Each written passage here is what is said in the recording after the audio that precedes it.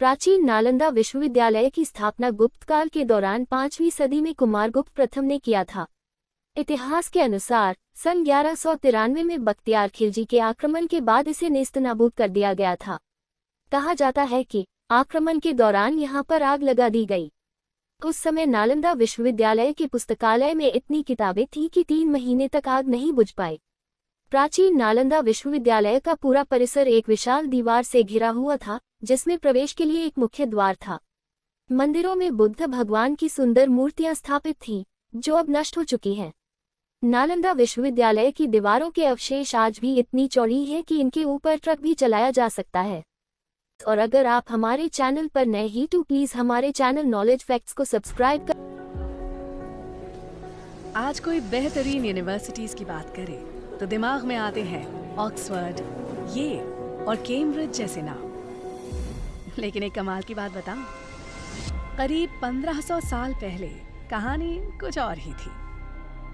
क्योंकि तब भारत में थी एक ऐसी यूनिवर्सिटी जो आज दुनिया की सबसे पुरानी यूनिवर्सिटीज में से एक है, नालंदा। नालंदा शब्द 3 शब्दों से बना है, न प्लस आलम प्लस दा। इसका मतलब है एक ऐसा उपहार जिसकी कोई सीमा ना हो। वाकई जैसा नाम वैसा काम। इस यूनिवर्सिटी में ज्ञान का भंडार था। यहाँ सिर्फ धार्मिक ग्रंथ ही नहीं, बल्कि लिटरेचर, थियोलॉजी, लॉजिक, मेडिसिन और फिलॉसफी जैसे कई सब्जेक्ट्स पढ़ाए जाते थे। और तो और हर सब्जेक्ट का भरपूर ज्ञान देने के लिए बनाई गई थी 9 मंजिला लाइब्रेरी, जिसमें 1 लाख 2 लाख नहीं 90 लाख से भी ज्यादा बुक्स और मैन्युस्क्रिप्ट्स थीं। ये यूनिवर्सिटी 700 साल तक दुनिया को सीख देती रही। लेकिन नालंदा ने कई बार हमलों की मार को भी झेला।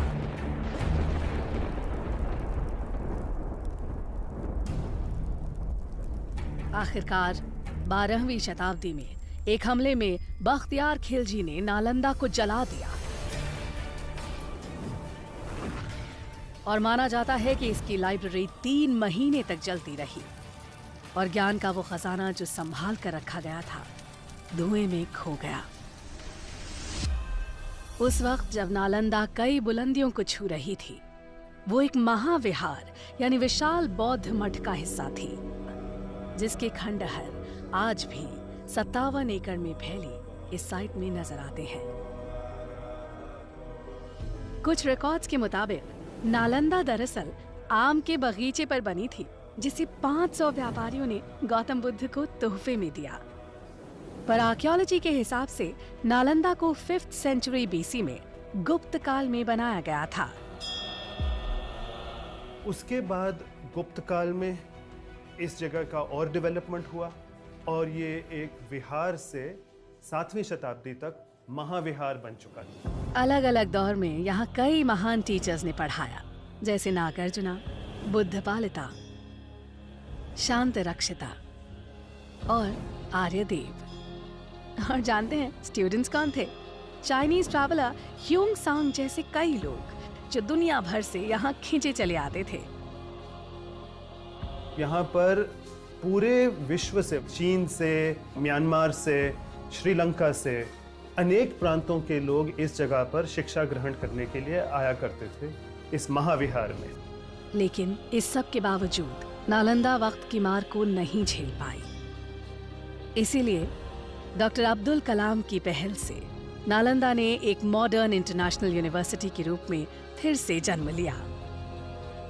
नालंदा जैसी यूनिवर्सिटी इस बात का सबूत है कि भारत का ज्ञान सदियों से दुनिया को रोशन कर रहा है।